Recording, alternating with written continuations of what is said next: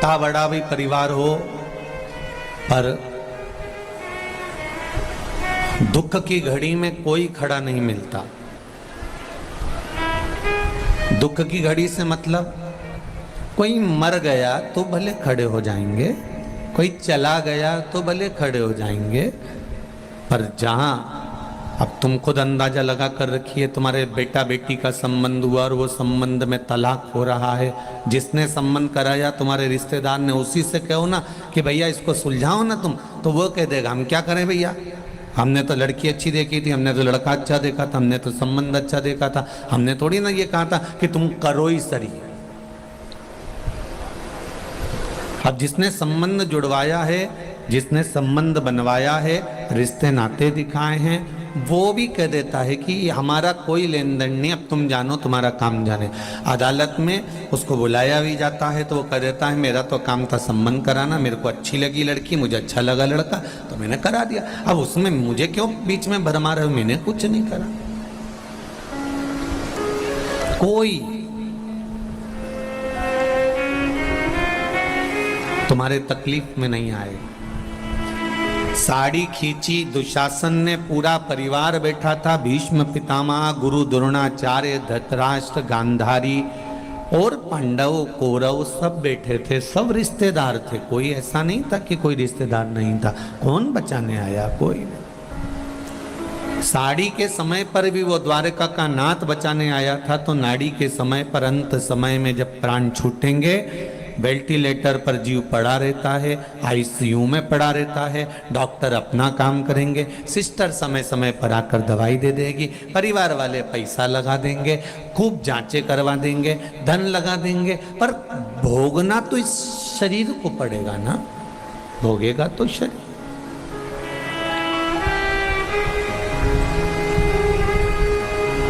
महाराज, मन साफ तो सब कुछ माफ, और मन काला तो क्या करेगी रुद्राक्ष की माला। विचार करिएगा जरा। अगर मन साफ है तो सब कुछ माफ है, और अगर मन काला है तो क्या करेगी रुद्राक्ष की माला। कितने भी रुद्राक्ष पहन लो, कितनी बड़ी बड़ी भी माला पहन लो, वो रुद्राक्ष की माला फिर कोई असर नहीं दिखाएगी। एक मुखी रुद्राक्ष और एक मुखी मनुष्य मिलना बहुत कठिन है महाराज। एक मुखी रुद्राक्ष भी नहीं मिलता और एक मुखी मनुष्य भी नहीं मिलता जो अपनी बात पर टिका रहे, अपनी बात पर अड़ा रहे कि हाँ ये होगा। हम तो उस शिव के भरोसे पर छाती ठोक कर कह देते हैं कि तुम लोटा भरकर जल चढ़ाओ, एक बेलपत्री शिव जी को चढ़ाओ, एक चावल का दाना या एक पुष्प की पंखड़ी भी अगर शंकर भगवान को चढ़ा रहे हो तो मेरा तो विश्वास करता है कि वो दुख की घड़ी में संकट काटने जरूर खड़ा रहेगा, ये निश्चित है।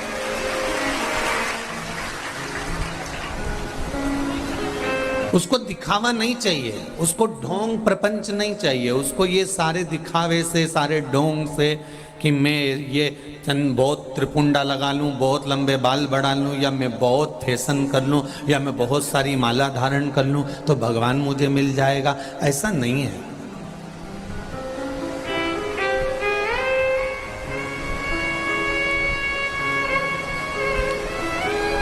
बहुत श्रृंगार की भी जरूरत नहीं पड़ती उसको पाने के लिए।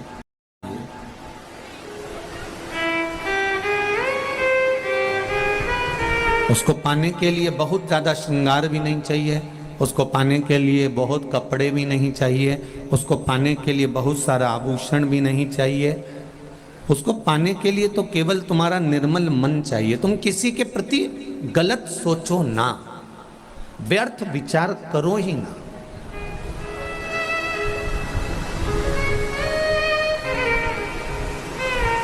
दिन भर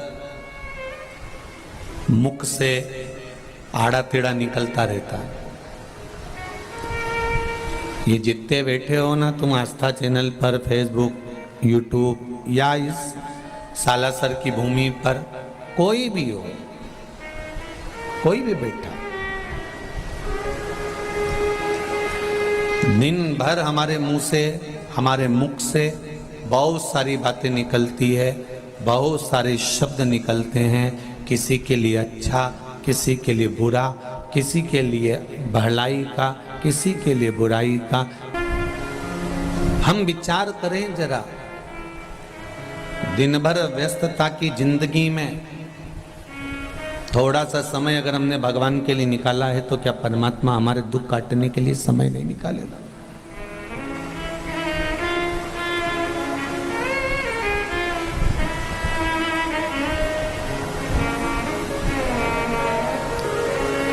आज कोई, हम जब जायसवाल भवन में जहाँ रुके हैं वहाँ पर कह रहा था कि जब देखो, जब मेरा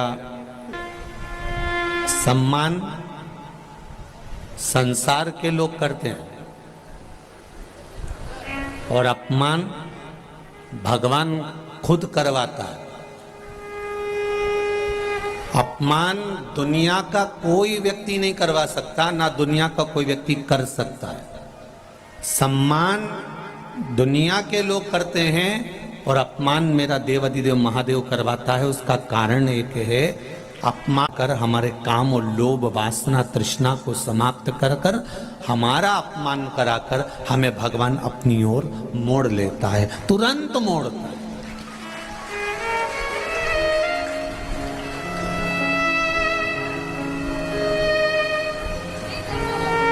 तुरंत मोड़ता है।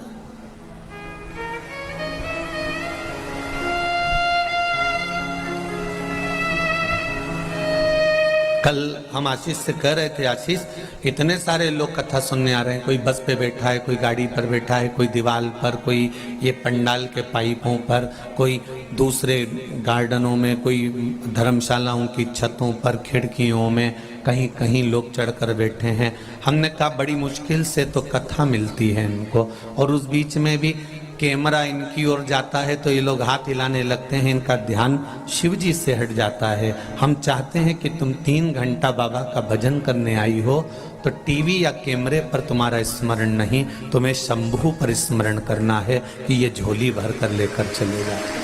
अगली बार जब हम कथा करने आए या आप हमको 3 महीने बाद कहीं कथा के पंडाल में मिलो तो तुम कह सकती हो कि मैंने सालासर में दिल लगाकर कथा सुनी थी, मैं टीवी के चक्कर में नहीं या दिखावे के चक्कर में नहीं, मैं बाबा की कथा सुनने आई थी और बाबा ने मेरी झोली खुशियों से भर दी, मैं फिर आ गई हूँ कथा सुनने, मैं फिर कथा में पहुंच गई। कितनी आस और विश्वास के साथ पहुंचे हो आप।